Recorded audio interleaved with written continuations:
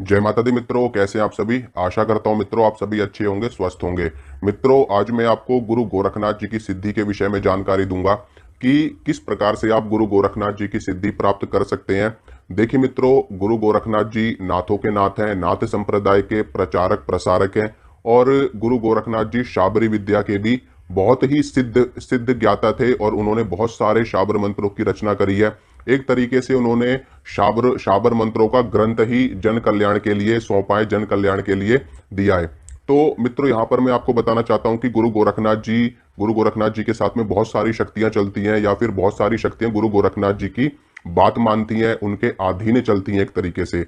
देखिए, यहाँ पर बात करेंगे, माता काली चलती हैं गुरु गोरखनाथ जी के साथ में, और 5 बावरी चलते हैं गुरु गोरखनाथ जी के साथ में, जिसमें सबल सिंह बावरी चलते हैं, केसरमल बावरी चलते हैं।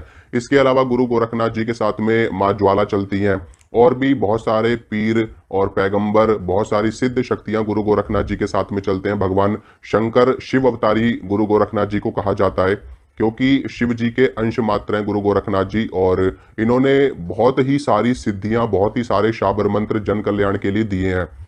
गुरु गोरखनाथ जी की सिद्धि अगर आप करना चाहते हैं तो सबसे पहले तो आपको लंगोट का पक्का होना चाहिए। अगर आप लंगोट के पक्के नहीं है तो गुरु गोरखनाथ जी की सिद्धि आप नहीं कर पाएंगे। धूने के देवता हैं और बगैर धूने के भी इनकी सिद्धि संभव नहीं हो पाती। तो पहला तो ब्रह्मचर्य बहुत ही ज्यादा जरूरी होता है गुरु गोरखनाथ जी की साधना में। जो व्यक्ति ब्रह्मचर्य को नहीं धारण कर पाता, ब्रह्मचर्य का पालन नहीं कर पाता सही से, वो व्यक्ति गुरु गोरखनाथ जी को सिद्ध नहीं कर पाता। और दूसरा धूना, ये दो चीजें इनकी साधना में बहुत ही ज्यादा महत्वपूर्ण होती हैं। अब इसमें बात करेंगे नौनाथ 84 सिद्धों की, जो कि गुरु गोरखनाथ जी के साथ में चलते हैं। और अगर आपने सिर्फ और सिर्फ गुरु गोरखनाथ जी की सिद्धि प्राप्त कर ली ना मित्रों, तो सही बता रहा हूं कि कोई शक्ति ऐसी बचेगी नहीं जिस शक्ति को आप सिद्ध ना कर पाओ। क्योंकि गुरु गोरखनाथ जी की सिद्धि प्राप्त होते ही गुह्य से गुह्य शाबर मंत्र का भी ज्ञान आपको होना शुरू हो जाएगा। क्योंकि इस ब्रह्मांड में इतने इतने सारे सहस्रों शाबर मंत्र हैं, लाखों शाबर मंत्र हैं, जो अभी तक लोगों के सामने प्रकट ही नहीं हुए हैं, जो कि गुप्त हैं, जो कि सिर्फ और सिर्फ गुरु शिष्य परंपरा के अंतर्गत चलते हैं, या फिर स्वयं शक्तियों के माध्यम से लोगों को प्राप्त होते हैं। सिर्फ और सिर्फ कुछ ही मंत्र हैं जो प्रचलन में आए हैं, जो लोगों के समक्ष हैं, जिनमें आपने देखा होगा कि सिर दर्द झाड़ा लगाने के लिए होते हैं शाबर मंत्र, पेट दर्द का, शरीर दर्द का, और भूत उतारने का, भूत चढ़ाने का, मसानी का, और उसके बाद हनुमान सिद्धि का, काली सिद्धि का, भैरव सिद्धि का। बहुत सारे शाबर मंत्र हैं, लक्ष्मी सिद्धि के हजारों लाखों शाबर मंत्र हैं जो लोगों के सामने हैं, और हजारों लाखों शाबर मंत्र हैं जो लोगों के सामने प्रकट है ही नहीं। या तो वो गुरु शिष्य से चलते हैं, या फिर वो शक्तियों के माध्यम से प्राप्त होते हैं। तो गुरु गोरखनाथ जी की सिद्धि होने मात्र से ही आपको सभी देवी देवताओं की सिद्धि प्राप्त होनी शुरू हो जाएगी। या फिर ये भी कह सकते हैं कि सिर्फ और सिर्फ थोड़े से जाप से ही अन्य की सिद्धि मिलनी आपको शुरू हो जाएगी। क्योंकि एक साधे सब सदे, सब साधे सब जाए। अगर आपने एक को सिद्ध कर लिया तो सारे अपने आप ही आपसे सिद्ध हो जाएंगे। क्योंकि शक्ति एक ही है, सिर्फ स्वरूप अलग अलग हो जाते हैं। तो जब आपने एक ही शक्ति को सिद्ध कर लिया, एक स्वरूप को सिद्ध कर लिया, तो अन्य स्वरूपों की सिद्धि में कौन सा समय लगना है।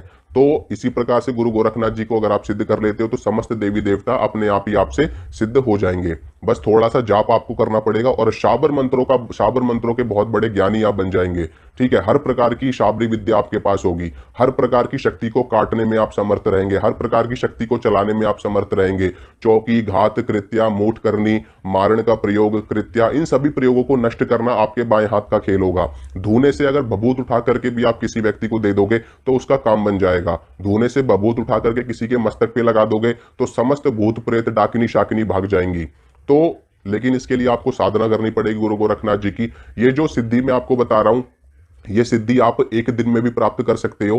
ठीक है, एक दिन की सिद्धि का विधान है, और एक विधान है इसका 41 डेज का, यानी कि 41 दिनों का। ठीक है, अगर आप एक दिन में सिद्धि प्राप्त करना चाहते हैं इस मंत्र की, जो गुरु गोरखनाथ जी का शाबर मंत्र है, तो आपको होली या दीपावली, ये दो ही दिन इसमें आपको काम आएंगे। या तो होली पे, या दीपावली पे, या फिर महाशिवरात्रि पे।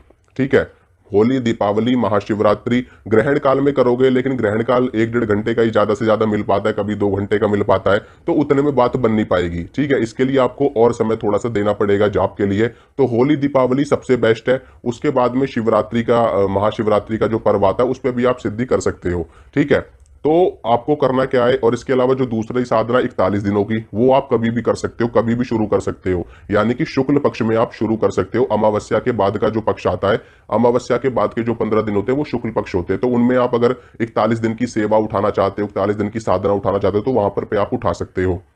उसके लिए आप शुक्ल पक्ष का जो पहला दिन होता है, जो यानी कि प्रतिपदा, यानी कि पहला पहला दिन जो आता है, उस दिन से आपको साधना उठानी है, संकल्प लेना है और 41 दिनों तक साधना करनी है, जब तक भी आपकी साधना चले, यानी कि 41 दिनों तक। और अगर आप 41 दिन की साधना उठा रहे हो तो उसमें आप, अगर आप अखंड दीपक जला सकते हो गुरु गोरखनाथ जी के लिए देसी घी का, तो बहुत ही ज्यादा अच्छा है। अगर अखंड दीपक नहीं जला सकते तो सुबह शाम का दीपक जला करके आपको जाप करना है, ठीक है। और इसमें आपको क्या करना पड़ेगा, ब्रह्मचर्य का पालन करना पड़ेगा, जमीन पे आपको सोना पड़ेगा, और इसमें आपको बिल्कुल सात्विक भोजन लेना, प्याज लहसुन का सेवन आपको नहीं करना, बिल्कुल सात्विक आहार होना चाहिए। और हाँ, वो भोजन, अगर कोई स्त्री रजस्वला लाए, अपने मासिक धर्म में है, तो उस समय पर भी उस स्त्री के हाथ का पका हुआ भोजन आपको नहीं खाना है, ठीक है। अगर आप अपनी साधना में हो तो उन दिनों में आप या तो फल फ्रूट खाइए, नहीं तो अपने हाथ से भोजन पका करके खाइए। और बाकी जमीन पे सोना है, आपको ब्रह्मचर्य का पालन करना है। गुस्सा, लड़ाई झगड़ा, कलेश, गाली देना, फालतू की चीजें बकना, अंडा, मीट, शराब, प्याज लहसुन, इन सारी चीजों का परहेज, ये सारी चीजें बंद हो जाएंगी आपकी। बिल्कुल बिल्कुल आपको एक संत की तरह बन जाना है 41 दिनों के लिए। जैसे संत होते हैं जो बिल्कुल ना किसी से फालतू बोलते हैं, ना फालतू की कोई चीज करते हैं, बस खाली अपनी साधना में लीन रहते, तो उस 41 दिनों में भी आपको अपनी साधना में ही लीन रहना है। बाकी सात्विक भोजन ही लेना है, अपने हाथ का पका हुआ लेना है, बाकी दिनों में आप खा सकते हो। तो और उसके बाद में आपको वहीं पर सो जाना है जहां पर आपने अखंड दीपक जलाया है, वहीं पर अपना बिस्तर लगा करके, पास में थोड़ा सा दूर, थोड़ा सा गैप करके, ठीक है। मंदिर को छूना नहीं है आपको, जहां भी आप बैठे हो, लेटे हो। और मंत्र मैं आपको बताता हूं, मंत्र सुनिए। मंत्र छोटा सा मंत्र है, बहुत ही छोटा मंत्र है मित्रों, ठीक है। और नाथ संप्रदाय में गुरु मंत्र के रूप में भी यह मंत्र चलता है। और मंत्र सुनिए, ओम शिव गोरक्ष, ओम शिव गोरक्ष, ओम शिव गोरक्ष।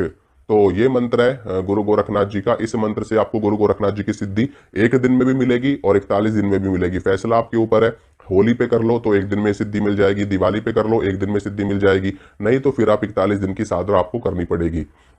अब अगर आप होली पे करते हो या दिवाली पे करते हो, तो उस दिन भी आपको गुरु गोरखनाथ जी की पूरी पूजा करनी है। पूरी पूजा में मतलब उनके समक्ष आपको दीपक जलाना है, धूप बत्ती जलानी है, उनके लिए भोग प्रसाद आपको निकालना है। गुरु गोरखनाथ जी को भोग में आप रोट का प्रसाद लगा सकते हो, और गुरु गोरखनाथ जी को लंगोट आपको अवश्य चढ़ाना चाहिए, ठीक है। उनको उनको केसरिया रंग का जो वस्त्र होता है, जो संत लोग डालते हैं अपने ऊपर, वो वाला वस्त्र आप उनको चढ़ा सकते हो, 1.25 मीटर या फिर 2.5 मीटर, 5 मीटर, इस प्रकार से जितना एक मनुष्य के लिए उपयोग में हो आ जाता है, उतना आपको कपड़ा, आप उनके लिए कपड़ा भी रख सकते हो, और आप उनको लंगोट भी चढ़ा सकते हो, और उनको आप स्वापी चढ़ा सकते हो गुरु गोरखनाथ जी को, ठीक है।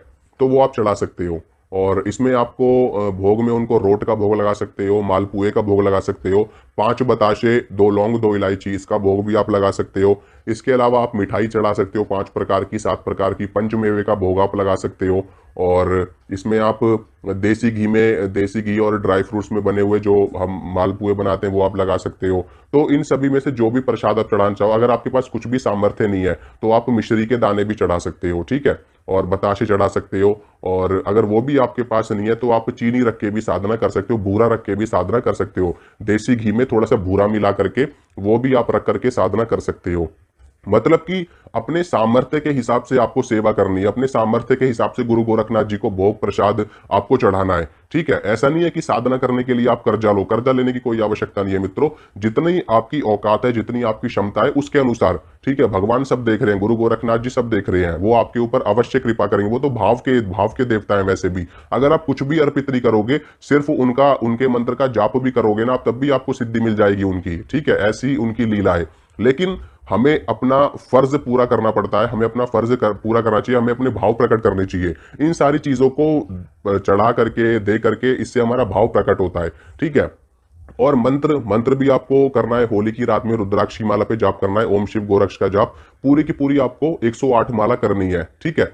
108 माला अगर आप एक ही दिन में कर लोगे, होली पे या दिवाली पे, तो आपको एक ही दिन में सिद्धि मिल जाएगी गुरु गोरखनाथ जी की। जब सिद्धि आपको प्राप्त हो जाएगी तो उसी वक्त आपको अनाहत नाद सुनाई देने लगेगा, ठीक है। नाद सुनाई दे सकता है आपको स्वप्न में, जब आप सिद्धि करके सो जाओगे रात्रि काल में, तो आपको गुरु गोरखनाथ जी के दर्शन हो सकते हैं स्वप्न में। गुरु गोरखनाथ जी की सवारी आपके ऊपर आ सकती है और उनकी कृपा आपके ऊपर हो सकती है। कृपा तो वैसे भी होगी होगी उनकी, ठीक है, अगर सिद्धि नहीं भी होती तब भी उनकी कृपा आपके ऊपर होगी। लेकिन ये आपको बता लो, आपके आज्ञा चक्र में इतनी जोर से वाइब्रेशन होगा और गुरु गोरखनाथ जी के दर्शन आपको हो जाएंगे। आपको अखंड ज्योत में गुरु गोरखनाथ जी के दर्शन हो सकते हैं, ज्योत में हो सकते हैं, सपने में हो सकते हैं, साक्षात भी हो सकते हैं। तो वो उनके ऊपर है, वो किस माध्यम से आपके साथ संपर्क करते हैं। जब आपकी सिद्धि हो जाएगी तो उसके बाद में आप अपना रोज की एक माला करिए, बस उतना ही काफी है आपके लिए। बाकी जो आपने सामान अर्पित किया है, जो दक्षिणा वगैरह आपने चढ़ाई है, फूल वगैरह आपने चढ़ाए हैं, दक्षिणा मंदिर में चढ़ा दो, फूल वगैरह आप विसर्जित कर दो, भोग प्रसाद आप खुद खा लो, अपने घर में बांट दो सबको, बाहर वालों को नहीं बांटना, सिद्धि का प्रसाद बाहर वालों को नहीं दिया जाता, ठीक है, सिर्फ आपको खाना है और आप अपने घर के लोगों को भी दे सकते हो। बाकी जो भी सामान है वो आप मंदिर में जाकर के चढ़ा सकते हो। इतना करने के बाद में सिद्धि आपकी पूरी हो जाएगी। उसके बाद में आप रोज एक माला करो और फिर जो भी आपका कार्य हो, जो भी गुरु गोरखनाथ जी से आपको कार्य करवाना है, मंत्र का जाप करो और गुरु गोरखनाथ जी से अरदास लगा दो 11 रुपए निकाल करके। हे गुरु गोरखनाथ जी, ये 11 रुपए की अरदास है और हमारा ये जरूरी काम है, कृपया करके आप इस काम को जल्दी से जल्दी सिद्ध करवा दीजिए। जब आपका वो काम सिद्ध हो जाए तो उसी 11 रुपए का प्रसाद चढ़ा दो गुरु गोरखनाथ जी को और प्रसाद बांट दो। बस इतना ही काम करना है आपको, ठीक है मित्रों। तो आशा करता हूं मित्रों, जो जानकारी मैंने आपको दी आपको अच्छी लगी होगी, पसंद आई होगी। अगर मेरे द्वारा दी गई जानकारी आपको अच्छी लगती, पसंद आती है तो वीडियो को लाइक करना, वीडियो को शेयर करना, चैनल को सब्सक्राइब करना। इसी तरह की जानकारी मैं आपको लगातार देता रहूंगा। मिलूंगा आपसे अगली वीडियो में। जय माता।